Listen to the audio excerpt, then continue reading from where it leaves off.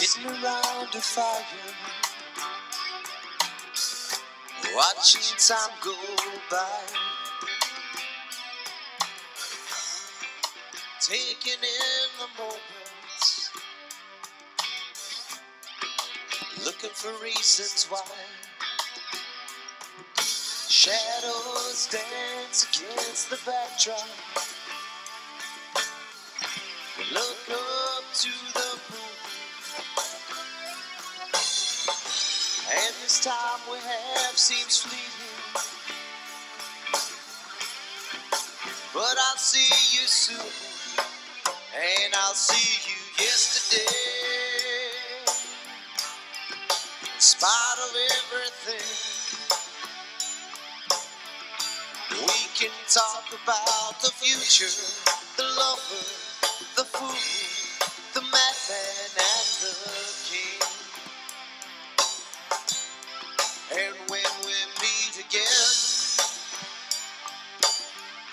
in this theater of earth, we'll reminisce about the good times, the bad times, the shared times, and everything is worth. We will walk down halls of destiny and say, see you yesterday.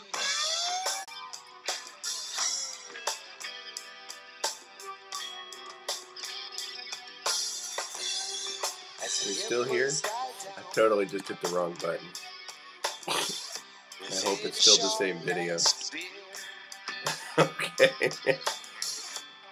Like, please no. Yeah, hopefully that's my only screw up for this episode. We'll see. Hopefully you're all still with me. Still got everybody, or did it kick you off? Alright. Welcome. Good morning. Hopefully you're all here. Hopefully you can see me. Give me a little love in the chat if you can. Totally just clicked the end stream button. I was like, oh my gosh, that's a rookie mistake. All right, good morning. Fellow de C, I hope I'm pronouncing that right. Welcome to Wrench Life. Hey, Zach Bugus. Welcome, sir. Glad you could join us. Just came in. That's a good deal. Yeah, I screwed that up there a little bit. Yeah, so that was a mistake. All right, so those of you who don't know, I'm still trying to remedy that. When I tell YouTube a time that I want to schedule a stream, more than once, it's done this both on my phone and on YouTube, it set that time 2 hours later than what I said. It's ridiculous. It's just ridiculous. Pinder. You know it, dude. Oh, man. I saw you in the chat, so I figured I'd dig at you a little bit earlier. That was fun. That music you just heard was actually, it's available for download, I believe, on my website, steadyintime.com. Yeah, it's not my default time zone. That's why I kick you. I figured that out yesterday, but I forgot to change it. You're right. Yeah, that's what's happening. It's doing it as if I'm in Pacific, which is not where I'm at. For those of you who don't know, I'm in the Central time zone. So yeah, I'll try to make sure I'm not making both those rookie mistakes. Hopefully it just paused the stream for you for like a moment and didn't shut it entirely down and create a new video. Hopefully, it looks like the timing on this is still with the original video I started, so. Texas time. That's right. I'm having myself a little bit of some Texas tea right here. Some oil, aka coffee. At any rate, so I am not trying to use my mic today because I don't think this mic even works. All right, I'm going to check something real quick here. I'm going to try something. Does my voice sound any better now than it did before? No, it's not even coming up on the thing. Is it?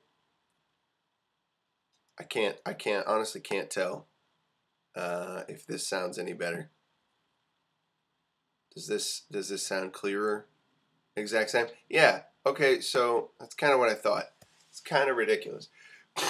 I spent all day yesterday trying to work with this sound system that I've got here, and I did like several several different practice videos, just private ones on my own channel, trying to figure out, okay, how do I have this whole stuff set up? And continually, it was wrong. Like, it gave me no sound. Right? I had the video up. I was able to transition scenes and all this kind of stuff with this app, but for some reason it wasn't liking the way I had the sound system set up. So I'll figure it out. No kidding, right? Well, I've got this nice. This one here is a Samson CO1, and it's a great mic, and it works. But excuse me, because I've used it, and I've used it plugged into this computer more than once. But I was trying to also plug in a separate sound source, like to take my phone and wire that through the system so I wouldn't be holding the phone up to the mic on the computer for you to hear the song. Which brings me back to, well, I certainly try, fellow DC. I've been at this now for a little over 2 months, and I've really enjoyed every bit of it. So I'm wanting to improve. Yes, you're right, Kick. Yeah, they often do the Eastern Time Standard. I don't know why they do it different on YouTube. Probably because YouTube's in California, but that's my guess. At any rate, I say I just got Wajitski'd because of the time thing that I screwed up there, but I like to say that because it's a funny name. At any rate, so back to the music you heard. That was a clip of a song called I'll See You Yesterday. It was originally written by a young man named Ben Smith. He was the bass player and band leader for The Surge, which was the Army rock band contingent that I was a part of when I was with the 3rd Infantry Division Band back in Iraq from 2007 to 2008. And we played all over country out there, had a bunch of fun. At one point, we had, let's see here, we had an interview on CNN. We had Michael Holmes come out there and do an interview with us. And he even sent a production crew along with us on a gig to kind of see how we did things, to get some more B-reel footage. And it was a lot of fun. It was a real neat deal. We were excited about that, but we just enjoyed getting out there playing shows. That was the best part. I have to stand on one foot. Oh, it's all right, fellow, to see. I kind of made everybody a mod, so none of you have real responsibility in that regard. Now nobody else can block anybody else from saying things. Of course, that has an opposite side to it. That means some people could potentially say some really bizarre things in here, but most of the people that I have allowed into this chat and vetted thus far have been fairly reasonable. I had possibly one, maybe 2 occasions of utter bizarreness, but you know, like Owen Benjamin says, if there need be a wrenching, one will occur. You'll all be fired. You'll be fired. It'll be huge. I can't do a good Trump, but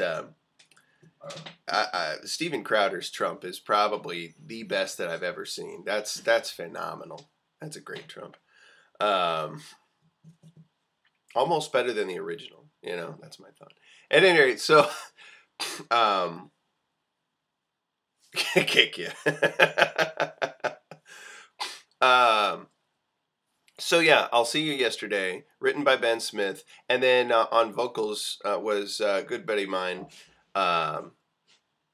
Bill Edwards. He was my roommate throughout most of that trip, and he was our vocalist for about the first half of that that deployment.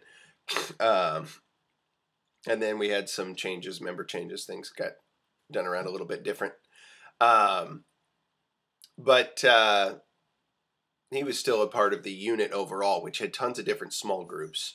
But the five of us, the two guitarists, the one bass player who was actually the band leader, the songwriter of this, and the singer, Bill, and then myself, and we had a ton of fun doing gigs all over theater out there. It was a blast. Yeah, Ben wrote that as a closer to the whole show. I mean, we do covers of all kinds, and at the very end, he'd want to bring the mood down, and this was like the encore thing for the whole deal. Like, people would not necessarily want to call for encores after this because it brought the mood down just right and put a good cap on the finish of the show. So yeah, and that's my drumming. We recorded it in a swimming pool that Saddam Hussein had actually built for his children to use. It was like a pool house that was there just outside of Baghdad and near one of the palaces and stuff. And it had been a building had been built over that pool, a facility that had been built up over time, and it was really kind of neat that we were in a swimming pool recording this person by person. And I got to use some of my like one of my favorite drum kits I've ever gotten to use was a Saturn Mapex, a Mapex Saturn Pro. I can't even say it right. Right. Yeah, not quite. No, it was a great kit. I had 4 tom-toms, nice 5x14 wood snare, which I loved. Big old 22-inch by 18-inch deep bass drum. Great sound on that kit. Really, really good quality tone. And back then I was much more into Sabian cymbals quite a bit. And I got to use one of my favorite ride cymbals of all time was the Jack DeJohnette Encore ride cymbal. Nice little 20-inch ride that had this weird like satin finish, and that's what they call it. It was just a totally different kind of tone to the finish, and really special, unique hammering on it, and it just had this like beautiful bell. It was a somewhat more dry sounding cymbal, but that bell just was perfect. I could use this cymbal for jazz, I could use it for rock stuff, and it was very distinctive, right? And Jack DeJohnette, probably one of the greatest jazz drummers of all time, hands down. An amazing sound. Yeah, I've been a fan of his even since I was a kid. I'd heard about Jack DeJohnette, but didn't really understand it until I got into drums. But yeah, he's a monster of a player. Yeah, getting to use that signature ride cymbal was a big deal. Hey, Andrew J, good morning. Good to see you in here. Yeah, so we have that, and then at another time, maybe tomorrow, I'll play you the other version of that song. It was the same tune, but we had a slightly different recording of the vocals, which was a lot of fun. Bill thought it would be amusing to do some voices, right? And get those characters. We used to joke. Okay, so how would I put this? When we were out there, things were a little different, right? In terms of the legal structure in the country. And as we understood it, they didn't have copyright laws. And so there would be shops sometimes set up where people would sell. They didn't have the same copyright laws as us. So people would have like, this is like years and years ago, people would have stands of movies that they'd had. And fella to say, I'm going to answer that in just a moment. Don't let me forget it. I'm going to answer why I chose drums over other instruments. If I don't answer it within the next 5 minutes, say it again. Text me again, because I can do that here. I can forget. Okay, let me finish this thought. So they had these little shops where folks would sell DVDs and stuff like that. Like local nationals would have little shops on base so they could sell DVDs and other sorts of stuff to us. And a lot of times they'd be, I'm pretty sure there was like pirated stuff in there. I wouldn't be surprised. But apparently they were legally allowed to sell it. I don't know. Maybe they weren't, but they were illegally allowed to operate on base. So there had to be some sort of legality behind it. And you could get like all 10 seasons of the show Friends on one disc, right? Like the way they did the compression was crazy.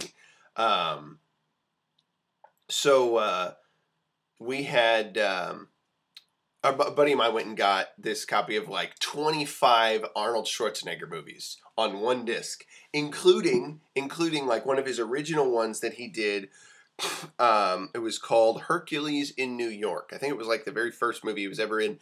And there was a dubbed version because they didn't want to use his Austrian voice, right? It wasn't the thing they were looking for. He didn't speak English all that well yet. They weren't looking to use him vocally. But they did. They actually had a version with his actual voice. And my buddy had seen this. It was Bill, the singer from that thing. He'd actually seen this with the dubbed version before. Now he found one with the undubbed version, and we watched it. It was like playing Mystery Science Theater 3000 with it. It was so funny. We were dying laughing. It was hilarious. It was that bad. It was funny bad. We were always joking about Arnold. Yeah, I mean, everybody got an Arnold impression, but his was better than mine. It was funny. In fact, at one point, I think he had, he's very interested in like getting autographed photographs of different famous people that had been influential to him in some way. And he actually wrote to then Governor Arnold in California and received back an autographed picture from the Governator. So, kind of cool. Kind of a neat deal. It's an interesting experience to be out there. We also had fun with impressions of Apu Nahasapina Petalan was a favorite of ours. I don't do justice to Apu. And I don't think that it's racist to do an Apu impression. He has raised the quality of that character. That's what I was trying to say. That character. Thanks, fella to see. That character has improved the image of the typical Indian American. I think, in my mind, he was a successful business owner for many years, and often had the upper hand over Homer. In many ways, he took the moral ground over Homer. There you go. Russell Peters can do it. So can I. Yeah, exactly. That guy did hilarious. I mean, he is Indian, so it's appropriate. What to do now? Mr. Simpson, you must not offer my God a peanut. I must ask you to pay for your purchases and get out and come again. Always fun with Apu. But, we had fun with Robert Goulet's voice. And then a little Bob Dylan. Yeah, me. I can't about all the Bob Dylan I do. Let's see. So, yeah, we had a lot of fun. It was the way we passed time. You'd spend a long time waiting to go on a gig. Like when you had to wait and go at nighttime by either Blackhawk or Chinook to fly from place to place to do your gigs. We'd be sitting on that flight pad because we didn't have a dedicated flight for us. We sort of did in a way, but it wasn't just our flight. Like they were going to have plenty of other people they had to taxi around on those flights. So we had to cram. We figured out how to cram was it 2 guitarists, bass player, singer, and drummer, and all the gear for all of us, plus PA system, into one Blackhawk, right? Plus, you had 4 other personnel that I knew of in a Blackhawk at a time, and we could fit all of us in one, right? That was mind-blowing that happened. But we made it happen. We could do, I mean, when we're in a Chinook, that was nothing, right? That was no problem. We'd be sitting on the flight pad waiting for hours for that to come. We didn't know what time they were going to show up to get us. There was no specific on that, and they had other missions. But yeah, so we'd have a lot of downtime, just goofing, just being ridiculous. What, Melvin? Yeah, Blackhawks. I knew what you meant.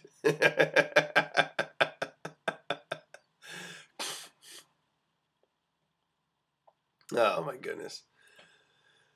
Oh, let's see. So, all right, I had a question asked of me. Why drums over other instruments? Well, I actually was trained in piano to a small degree when I was younger. Mostly because I wasn't that interested when I was younger. My mom is a classically trained concert pianist, and she gave me lessons in the early days. I've spoken about this in other videos, but I won't go too in depth. Just some of the basics. Yeah, trained me in the fundamentals of piano, and so I had a working understanding of music. But when I got into fifth grade, fourth grade, latter half of fourth grade, we learned flutophones, which are basically a form of recorder. Just the fundamentals of that. Wasn't all thrilled about it. It was just what the whole group was doing. Got to fifth grade and got to try out on different instruments, and it seemed like I knew how to make a sound out of a clarinet. So for 3.5 years, I played clarinet. During that time, I actually found a trumpet in the basement of my parents' house. Belonged to the son of the lady who we'd bought the house from.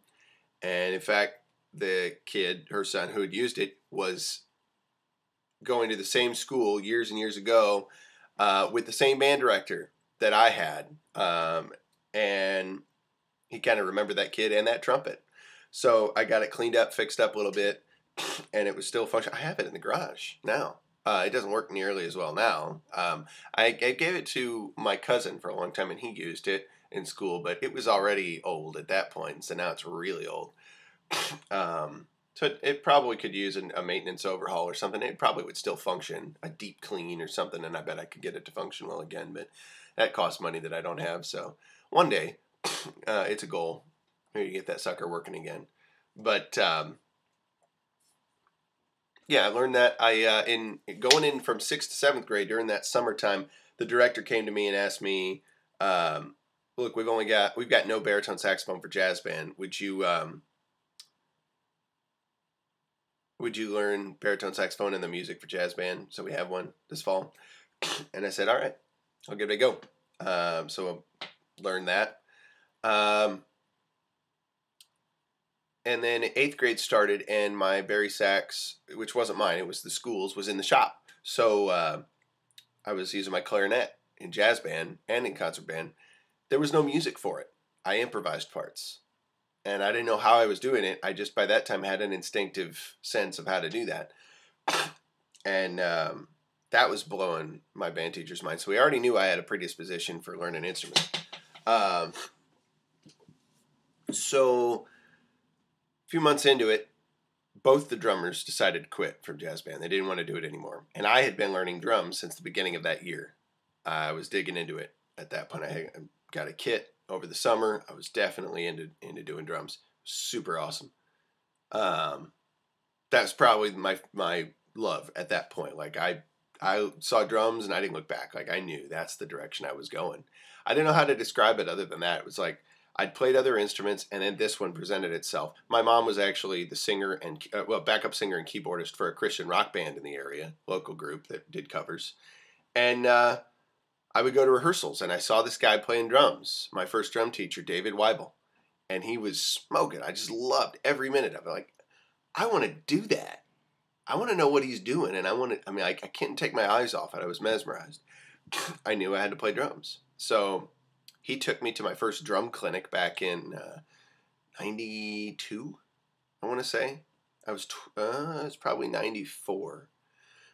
I wish I still had the little inserts from the clinics, but he took me to see my first drum clinic from a professional named Rick Latham, author of Advanced Funk Studies, one of the best drum books out there. It's probably one of the most foundational, important ones, I think. And I've got that in my library of books. But Rick Latham's just a master, just super, super talented and reliable guy. So we saw this guy perform and share insights and ideas about how he dug into drumming. I didn't understand half of what was going on, plus more, but I knew I loved it. So kept digging into that, and yeah, it went from there. I just kept going. I kept digging in harder and harder. As you can see behind me, I've got a couple of different drums. I've got my main kit over here is my Pearl Export kit from the 90s. It's a mid-90s era cherry red Pearl Export. I've got my cajon and hand drum here, djembe. And I've got another kit that's actually belonging to my buddy Scott, which I'm working to get sold this week. Been working to get sold. I like to see that going. He doesn't want to use it anymore. He wants to let it go. And he's busy learning guitar deeply up north of here. He's working on stuff there, getting his degree. And best wishes to him. He's hitting the ground running with the semester, so... if you think about it, give prayers to Scott. He's a good friend, and want to see him succeed. So, at any rate, you got to see Primus open for Rush in '92, Mayor. That would have been ridiculous. Tim Alexander is different than Neil Peart. He's certainly not better. Neil has thought through so many details of what he's doing and why. And Tim Alexander certainly has in a lot of ways, but I think Tim Alexander, and it's the nature of Primus's music. It has more of a hook to it. There's more of this like funky groove, whereas much of what Rush was about comes from the influence of groups like who am I thinking? Why can't I think? The Yardbirds. Cream, older rock like that. So that influenced their style quite a bit in the early days, and as they moved forward, even into the 80s, a lot of the way they structured songs still harkened back to a lot of that older rock they'd grown up on. I have actually slapped it at a bass.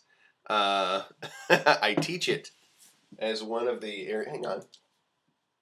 I'm not even sure why I'm wearing those. I don't need to. I just got used to doing it, I guess, in the last couple of days. Yeah, this I picked up off Craigslist a while back. And it's a cheap little knockoff of a Fender or something like that. So, simple little...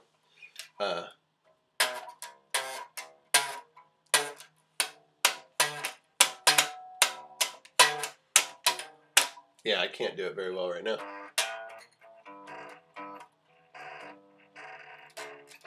Oh, it's not tuned at all. Yeah. But, yeah, hit the like button for my terrible pretending to play bass. I need to take some lessons on bass again myself. I got to study bass for a little while when I was like 17 or 18 with... a kid who was a student of Ryan from Mudvayne. He was one of Ryan's proteges, and he taught at one of the local guitar shops. So I got to study with that guy, and he introduced me to the books of Bill Edwards, specifically a book called Bass Logic. And that was a foundational book. Had a lot of good concepts, got me to think in terms of things more musically and in terms of chords, even on the bass, instead of thinking just single note. Because what you're going to do is play the root of chords. And if you're thinking about it that way, and you think melodically as well, you're likely to play a lot better as a bass player. One of the guys who's hailed as like the father of modern electric bass by many, a man named Jaco Pastorius. He did the same thing. He was constantly talking about you need to know the melodies of songs. As well as the bass parts. You're going to play them much better if you know the chord progressions and things like that and what's coming and how you can pick a note within the chord that's coming that might mesh with the melody better, Yes, Bass Logic by Bill Edwards, I believe was the guy's name. um, let's see.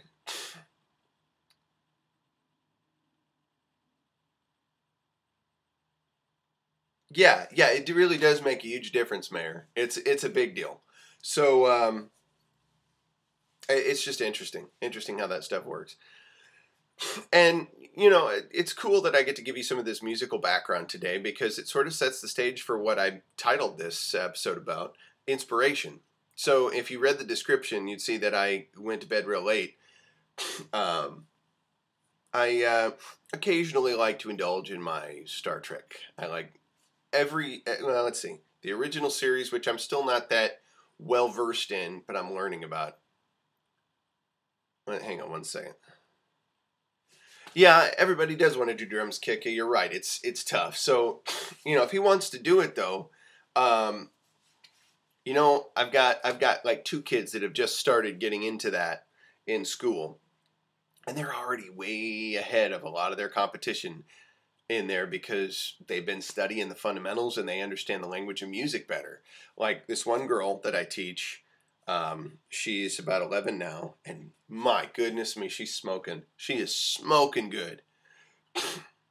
She can read music. I wasn't even touching drums when I was her age. It wasn't even in my radar at all.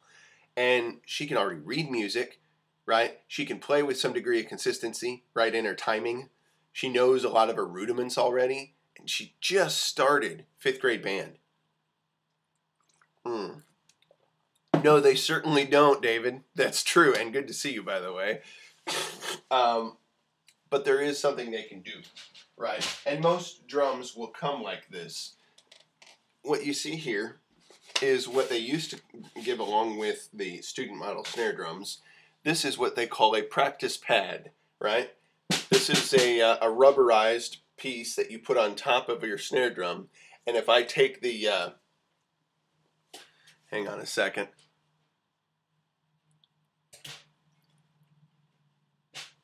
Some boys will do flute. Some of the most amazing flautists I've ever seen were men. Guy that's local around here, at least he used to be, named Steve Thomas. Unbelievable player. Plays a lot of jazz.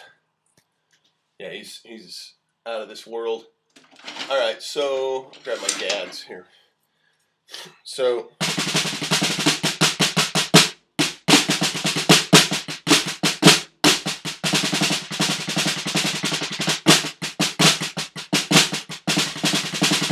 it's probably blowing the mic out like crazy.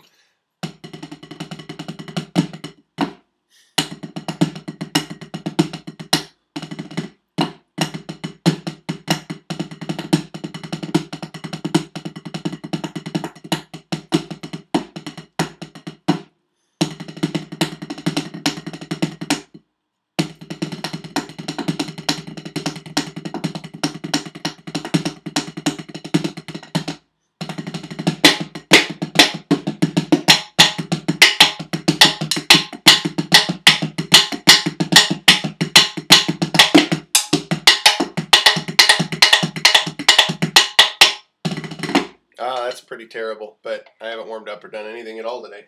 That's no excuse. I should still be better than that, but that's just to give you an idea of what the practice pad can do, right? So way quieter practice. The parents won't go totally insane, and my folks put limits on me. They said, all right, you got to stop playing by 9 p.m., otherwise we're going to kill you. They didn't say that necessarily, but I wouldn't have blamed them. I mean, if one of my kids was playing drums in here every day, they'd probably go nutty.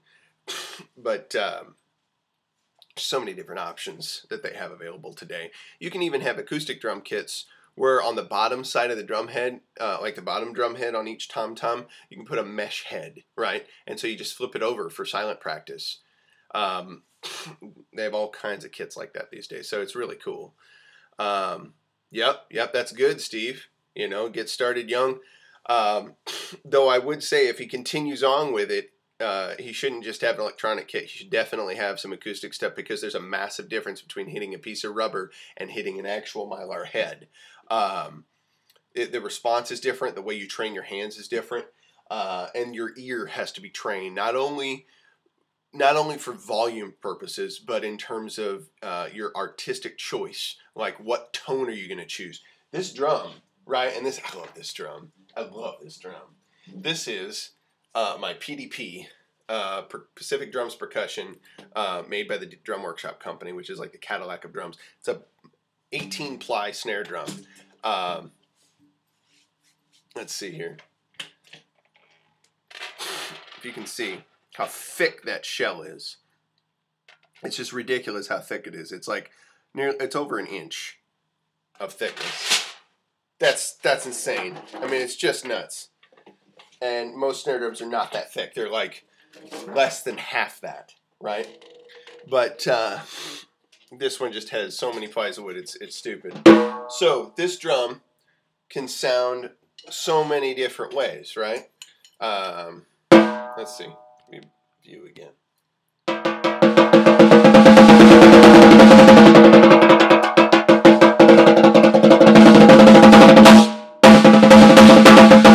Oh, I'm blowing that mic out. Let me turn it down just a hair when I'm doing that. Yeah, I'm just peeking it.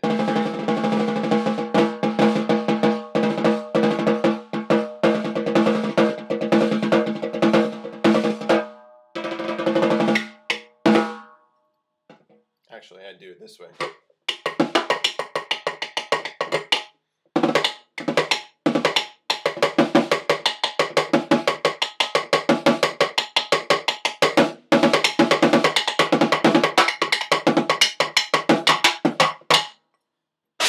Then you can turn the snares on. That's they call the throw off. This little guy here.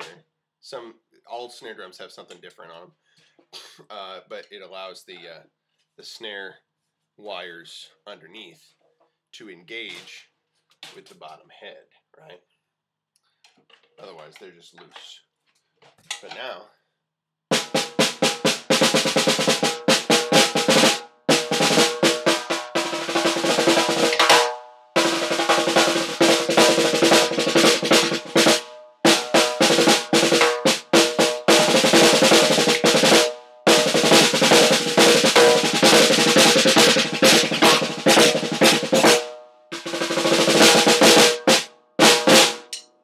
So there you have it. Snare drums and the rest of your drum setup, cymbals especially, they have so much character to them, and it takes years to really learn the character of your instruments. Like my cymbals, I love my ride cymbal. It's got so many different facets to it. Well, the facets of your ride cymbal, and they can be derived from the way that you value your character and recognize that you're wretched and you're awful and you're just no good to be around. You're like a soy boy. No, I'm sorry, I break into Dr. Peterson quoting Owen Benjamin. Impaler, what's happening? What's going on? Good to see you. Very good to see you. That's right. Yep, I put this on to go to bed last night, but I thought that'd be fun to wear in the stream. I've had this for a while. I think my sister got this one for me. It's a favorite. It's JVP doing Marvin the Martian.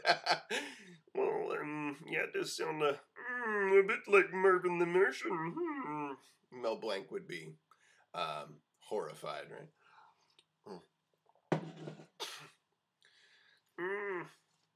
When you play drums, you and the people around you may not sleep for 25 days straight, like laying awake at night for 8 hours of just sheer terror, something approximating that. Eh? You gotta throw the customary A in there if you're gonna quote Doc Peterson. It's not in its fine form right now, but it's fun. I'll get occasional ones in that. Anyway, A. So yeah, real drum, big difference. But so yeah, I was up late last night. I was starting to talk about that, and I eventually was starting to head toward bed. Around 3-ish, something after 3, and I'd fallen asleep upstairs with the other two dogs. We only allow like one of the dogs downstairs at night. Otherwise, they fight with each other, and that's not good. They want to get territorial on our bed, like who gets to be closest to mom and dad, and we say no. That's just not going to happen. So we give one dog a night a turn, and we rotate it. So the other two are up there, and I usually hang around for a little bit and give them loves and everything. Plus, I want to watch a Star Trek episode. I'm a fan of the original series, The Next Generation, the Deep Space Nine, the Voyager, and then the Enterprise. And I'm also starting to get into the old animated series from the original characters. But not into Discovery. Nah, didn't latch onto that at all. Don't have a big desire either. But the other five, yeah, I grew up with a lot of that. So, and I'm starting to show my kids some of Deep Space Nine a little bit, and work through that series a bit at a time. But one of those or a couple of those from time to time are fun. Like the other night, I was watching the Next Generation episode. For those of you that are familiar, hey, Sovereign and Billy, good to see you both. I was looking at an old Next Gen episode where Scotty from the original series hung around. Oh, okay. All right. Interesting. Kick ya. I didn't know. I haven't seen any of Discovery. I think you have to have some sort of special, like service with CBS to get it anyway. So, yeah, I agree. Atlantis I never got into. I like the sci-fi stuff. I've always enjoyed that since I was a kid. I've always enjoyed space. I had aspirations when I was very young to one day be an astronaut. In fact, I thought, boy, wouldn't it be amazing as I got more into music? Wouldn't it be amazing if I was ever able to go record music in space? I mean, obviously you can't do that in the vacuum. That thong song. That's awesome. If there's a version of that out there, I'm gonna search that on YouTube now. Avery Brooks doing thong song. That'd be funny. Oh my goodness. There were not enough soy. There was a lot of good heroic stuff in a lot of those episodes, and that's why I could stomach it. I didn't understand the far lib stuff as a kid at all, though my parents were ever growing into the soy, and I didn't know it. They fed me more soy than I'd care to admit growing up, and I don't think I understood the dangers thereof until much later in life. But I do seek to avoid it where I can now.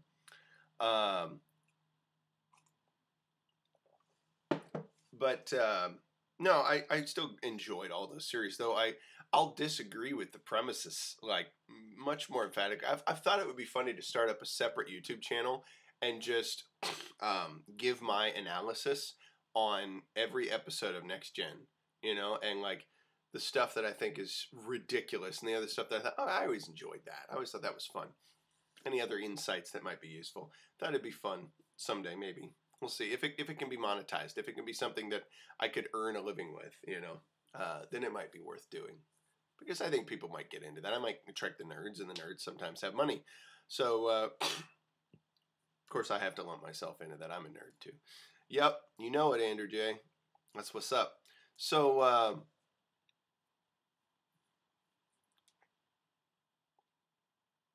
soybeans? Yeah, it's true.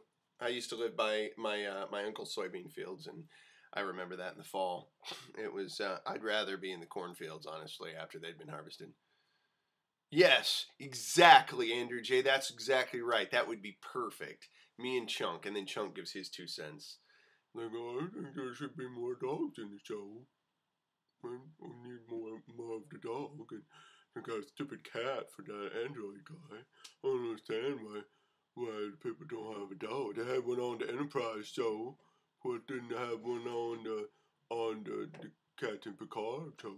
He's French, and French people have poodles. He could have had a dog.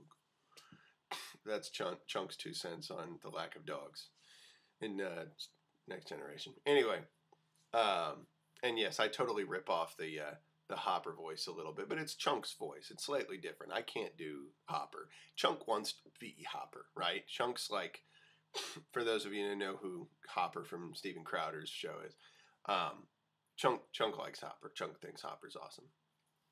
Oh, dude, yes, Pinder. I'm glad. Yeah, sorry I got one in there where he's flashing his wang.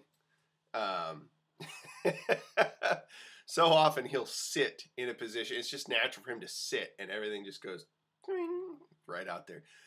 So I've had to give my kids talks. That's very cool, man. That's very cool, Steve. Thank you. I was gonna say I have to give my kids talks about why, or what's going on with dogs and their pee-pees and all that. Yes, we still use the word pee-pee for the younger ones. It's amusing. It's alliterated. It's silly. But my older boys, I try to introduce them to the more amusing terms like Doniger and John Thomas and Pope Jean Paul. Red Rocket. Hey, Clark Kent, 12880. Welcome. I haven't seen you around here before. Have you been lurking for a little bit? You're welcome to lurk. People are always lurking. There's plenty of those. And hey, your numbers show up, so I'm thankful for it. But welcome up in here. Have you been part of the Bears community for a little while, Mr. Clark? Or do we better know you as a Kryptonian? Is that how it works?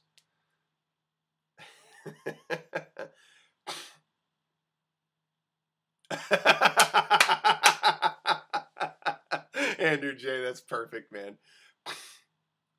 I welcome furries. I'm just saying, they're plenty welcome to be here. YouTube, public restrooms, etc. Oh, is that how it worked out? Interesting. So you're in a public restroom and somehow you found out about my show? That's awesome if that's the case. Clark is a good bear. That's perfect. Hang on, Clark. I'm trying to do you right here. Where I lurked. That's funny. Clark, you're on board. Just keep it legit. That's all we ask. Welcome to my life.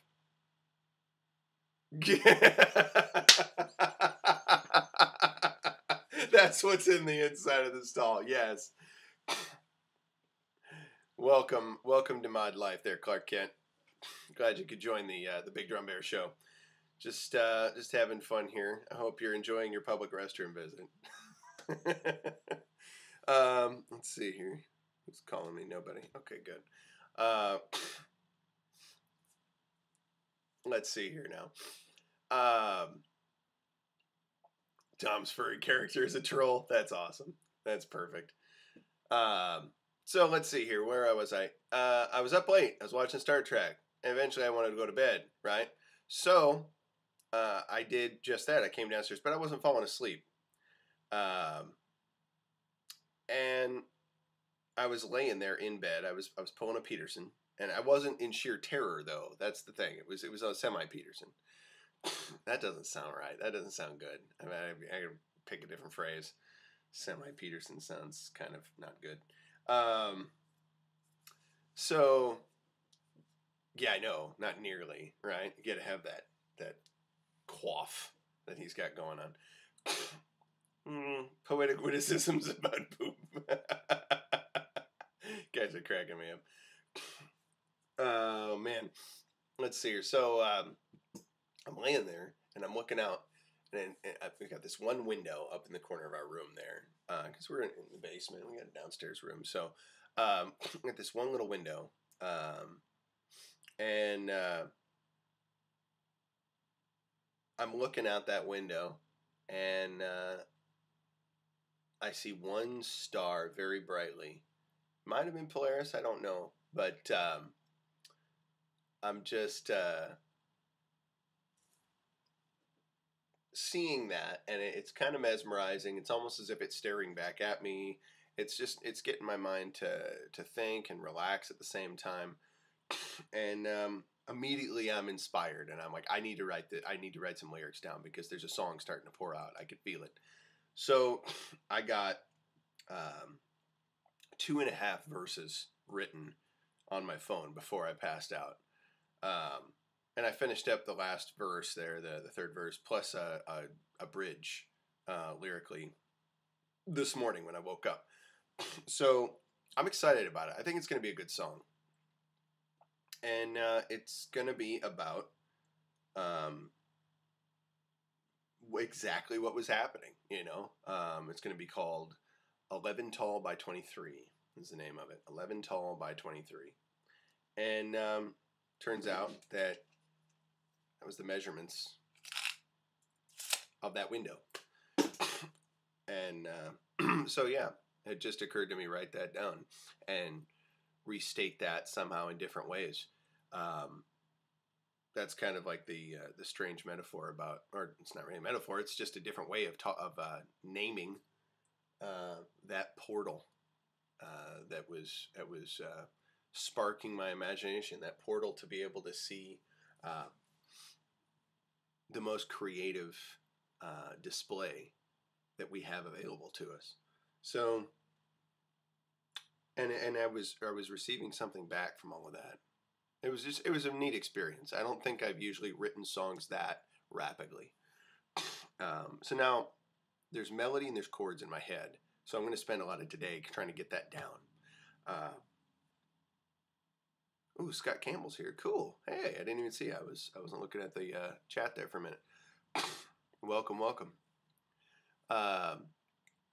Yeah, it was just a really neat experience to have all that stuff flood in. And so as I get it written, if I can do it as quickly as possible, you guys will get to hear some of that. I really want you to be able to hear that music I was making with my kids. That's not finished yet either, but it was fun. And yeah, I've got to figure out how to make that happen. But if nothing else, then I'll just save it as an MP3 file or something and put it on my phone and then play it in the mic. I'm gonna work with this little thing. For those of you that have seen this, maybe one of you has some experience with it, maybe Pinder or somebody else. It's Behringer, you know. It's not my favorite, right? Like, there we go. Hang on a second. It's a Behringer Xenix 302, tiny little soundboard.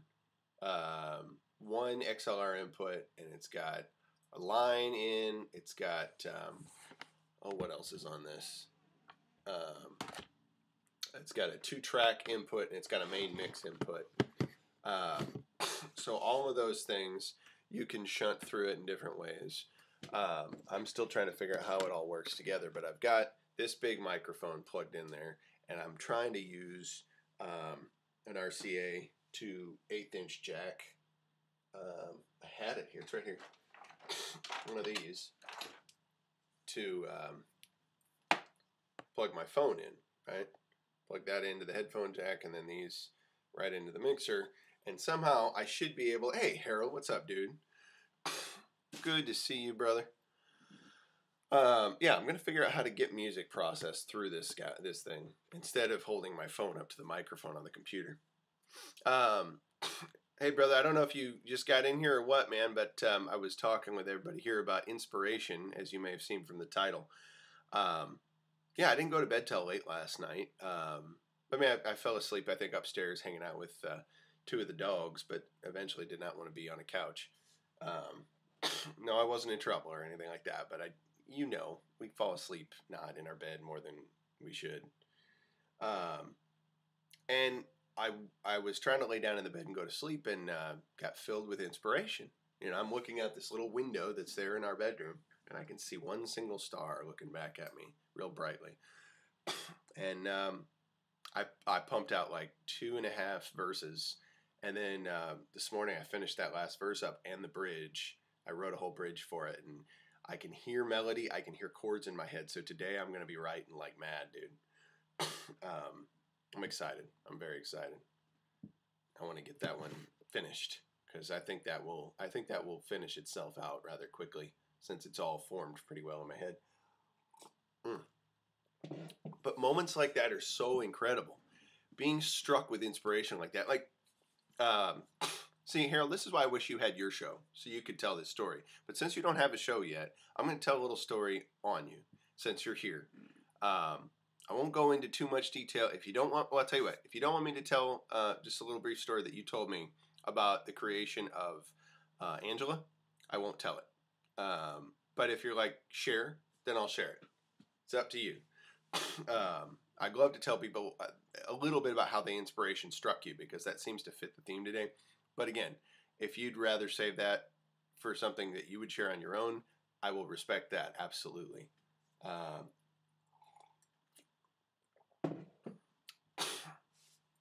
Just in terms of how the music hit you. Here's a song, by the way, on his album. Just saying, you need to go get it. HaroldGreenMusic.com. That's green with an extra E at the end. And like $10. Pick up a downloaded copy of the Love album. And I think the second to last tune on there, track 11, is a song, a very special song about a very special person, which I sadly never got to meet. But a person who impacted tons of people and you never would have expected. Tons of people. But are you still here, or did you bust out, brother?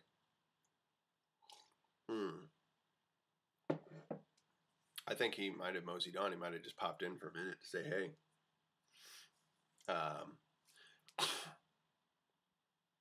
I don't know. I'll wait for him on that one. I'd love to tell you the story, but there's a song he's got in there. It's about his sister. He had a sister who passed away about, I think, 4 years ago now, and she lived most of her life with mental challenge in a lot of ways, and physiological as well,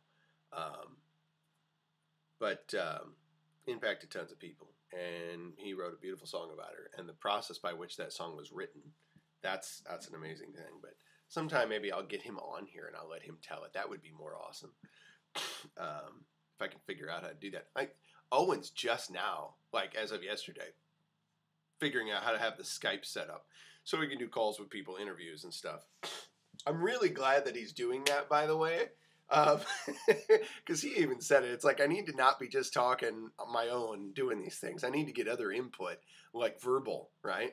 And visual, seeing people. And that will probably temper his tendencies a little bit. Because when you're having a back and forth as opposed to just a lecture like I'm doing now, I don't know, it holds you accountable a little bit. Oh, go for it. All right. He's here. He says, do it. I'll do it. Oh, that's true. He had talked with Peterson before. I'd forgotten about that. He has had Peterson on.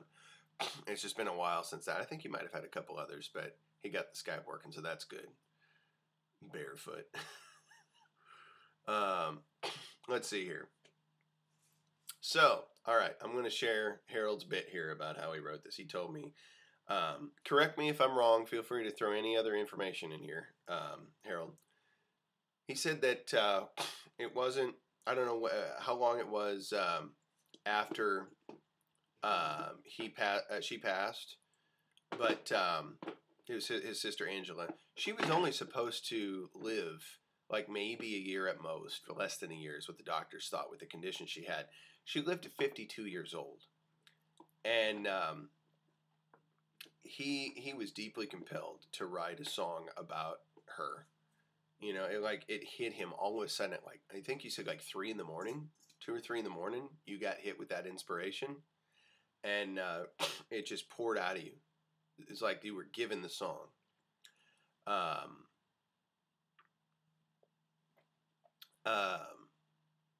then you wrote it down. It was 2 a.m. Okay. So you wrote it all down. And then you woke up in the morning and you had this all written out. And you're like, okay. And then the guitar part for it, the melody and chords just flowed from you too. Whole thing all at once. It's so wild when that happens, because usually I plunk away. I write little ideas here and there, and I try to make sure I write those ideas when I have them. Otherwise, they're gone. You know, I'll forget about them entirely. Hang on, man.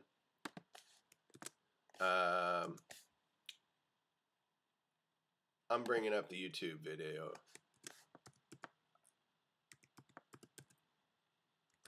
let's see here. Maybe I'll play some of it on the outro. How about that?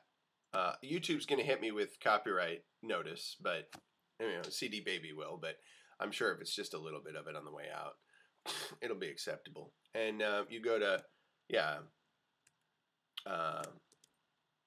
Oh, there's the YouTube file. Well, you got it, man. You're awesome. You're just cool and stuff. I'll just let it there. Yeah. Harold, Grene, music.com. Gotta go there. Get yourself a copy. It'll do you good. The whole album's so much fun. It's so well written. I know I've said it like every day for the last 3 or 4 days. But Harold showed up, and you know what? When my buddy's here, I'm going to plug him. By the way, Zach Bugas has a great album as well. Zach, if you're still here. Zach and Aaron, Bury Me in the Prairie. I believe it's still available unless he took it down. But I cameo on a track on there, and it was a fun album to be a part of. You can get the track that I'm on at least. You can hear or listen for it at steadyintime.com, I believe, unless I've taken it down because I think you guys weren't doing the thing anymore. The website wasn't up.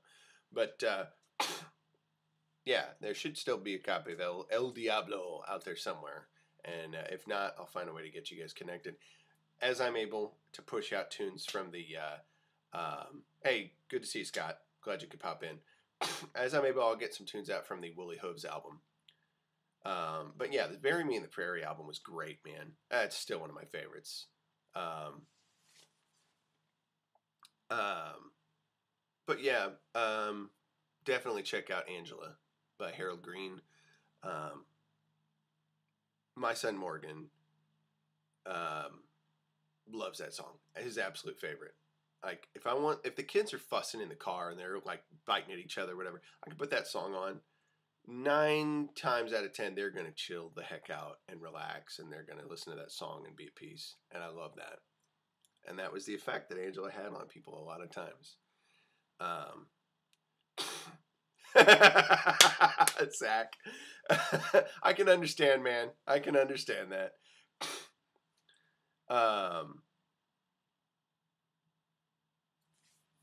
Yeah. Yeah, dude, Morgan loves that song, dude. Harold, I gotta tell you. Yeah, it's been his favorite since I first started playing that album in the car years ago. So, of course, my favorite is Man Inside Me, for many reasons. But I still love that tune. Still love that tune. So yeah, you guys got to check that out. But Zach and Aaron, Bury Me in the Prairie, definitely worth a buy as well. I think you can get it on Bandcamp and iTunes and some other places. And if I can find a link for that, I will. I think, or if Zach finds one too, but one way or another. Oh yeah, that's right. I got you a copy of that, and you hadn't paid me for it yet. I thought I paid Harold, but maybe I didn't. I might have given one away for free, bro. But it's Zach. I mean, he's peeps. In fact, Greenhouse, he gave Greenhouse a gift, right? By I guess he paid something or whatever to hire a bassist. He hired Randy to come out and play bass on that album. So Greenhouse has involvement with the not that one. It was the Woolly Hooves stuff. So we're still gonna make that happen. Yeah, thank you, brother. I love rocking that tune live with you. And yeah, we need to make that happen again. We need to get on that. We can get some gigging, right? That'd be so good. Yeah, if you want to see Harold Green perform live where you're at, tell people locally you want to see Harold Green and tell them to email him or email me at bigdrumbear@gmail.com or haroldgreen@hotmail.com. That's green with an extra E on the end, don't forget. Yeah, if you want us to come perform when you're at and they can afford to compensate us appropriately, because that's kind of a big deal. We don't have the money to just travel on our own. We would very much love to come and perform that for you, and you're not going to regret it because it's going to be a show you won't forget. It's not your typical show. It's life-changing. It's pretty incredible. Yeah, so I think it's 10, Zach. But we'll make that work out. This is a 10 spot, brother. You can PayPal Harold at Hampshire. Just send it to him direct. Man, if anybody wants a physical copy of that, right? Yeah, send me 15 because I think the physical copies are a little bit more, and that would probably cover shipping and everything like that too. Send me 15, and you can PayPal it to me, whatever you want, and I'll make sure Harold gets it. It personally be easier if you just send check or something like that. And contact me by email. I'll do it one-on-one if you want, because I've still got about 10 or so copies of that album, and I think there's probably plenty more at the greenhouse office. But if you want to get a physical copy, we could probably arrange that, and it's worthwhile. It was a neat deal. It's got some other cool liner notes and stuff in the CD. Who has checks? It's so true, Kika. It's so true. My wife and I never use them. I never want to use them. I have students who pay me in check at times, but I'm like, oh, just square, you know? And let me tell you what, that's something to invest in. They've been going up. A month ago, they were at like $60 a share. They're over 85 right now, last I looked. So it's Tuesday. I need to double check, but I got to split as well. It's getting to be that time. But gosh, I love hanging with you guys. Yep. Steve Pender is going to be graphically designing a shirt concept that we're going to make through Teespring or Bonfire or whatever the heck company it is. Love Chunk or You're a Commie, right? And I'd love to see some thoughts on that. It's going to be so much fun. That will support me pushing more product out. And actually, so here's the deal, right? You can kind of see this space behind me, right? I'm gonna do this real quick. Hopefully it doesn't ruin this. Can you still? Okay, can everybody hear me? Did my sound go away? Give me I can hear you if you can hear me, because I'm now free from the power and free from the soundboard. I don't know if it wrecked my sound. Am I coming in? Yes, good. Awesome. All right, cool. So people can hear me. That's a good thing. So behind me is the basement, right? This whole area is kind of my studio area, right? And just give you a once over. Turn around. That's my lighting setup right here. It's so hilarious. And shelves with drum gear and all that kind of jazz. So this is, I want to revamp this. I'd like to get just a couple of like 8x4s of plywood, paint them with a cool background, have the lights mounted differently, and eventually have a camera that would probably be over here, a better quality camera so you get a better stream, and have things set up with not this. I was looking at little sound boards online yesterday to get an idea of what would work better and allow me to play music through here better, all that kind of jazz. Possibly even get some live jam sessions from here. That would be a goal. Like some mornings I have people come over, or it could be at other times of the day. It could be a separate video that I publish later on, but to get live jam sessions recorded right here in this little studio with other musicians from this area. And we put that out to you in the best quality we can. That's some of the plans for Big Drum Bear going forward.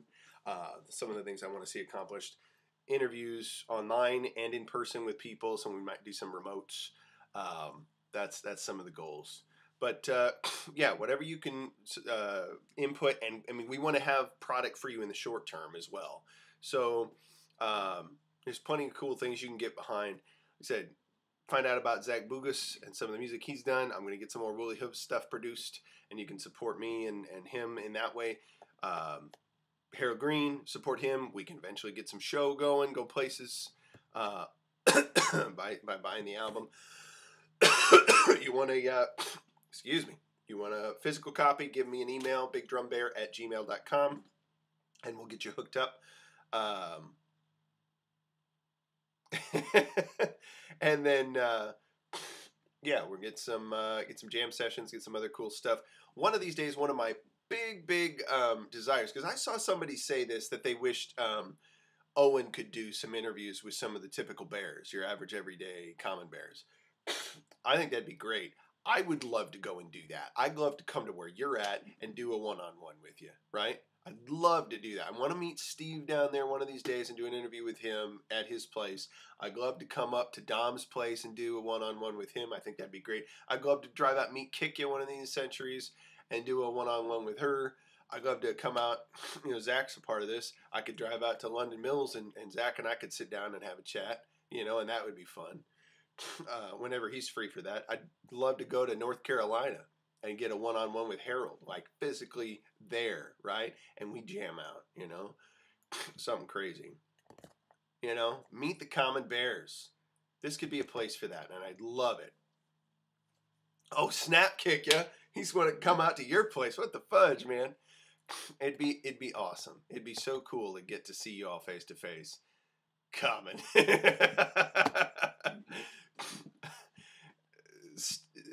Kodiak is by no means a common bear. He's something unique.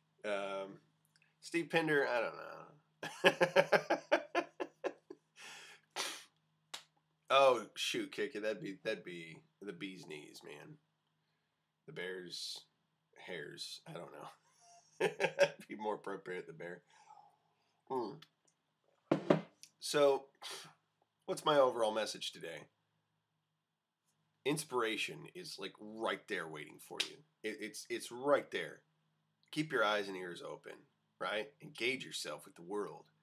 You're going to get inspired for who knows what. I mean, look at me. Not only did I write a song last night, I'm going to spend the rest of my day today getting a song produced as much as is humanly possible because I've got it right here.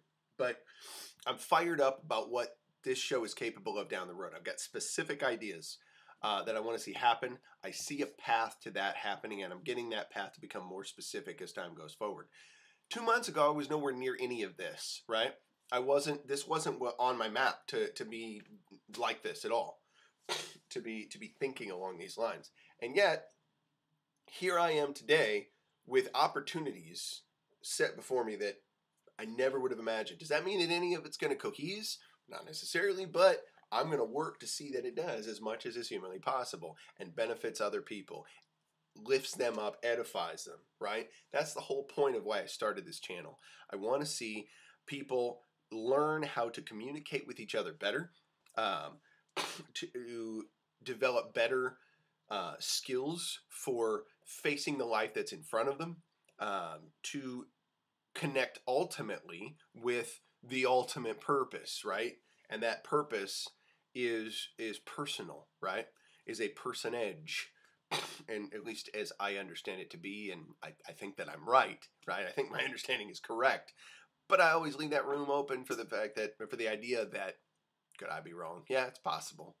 If I'm intellectually honest, I did say, yeah, of course I could be completely wrong about that. I don't think I am, but I'm willing to be shown that I'm wrong if in fact it's true, and there's reasonable, credible argument to say so. So, with that in mind, I still move forward. Like Jordan Peterson says, I will act as though God exists, right? Because belief, as I talked about before, is not just the intellectual assent, it's the action, right? And you can only act if you're engaging your heart. Yeah, rather, I'm going to screw up my own tag phrase. You only act when you engage your mind, your body, and your heart when you seek to serve the ultimate purpose. Bears, I love you. I hope you have a great day. Peace be to you. Be inspired.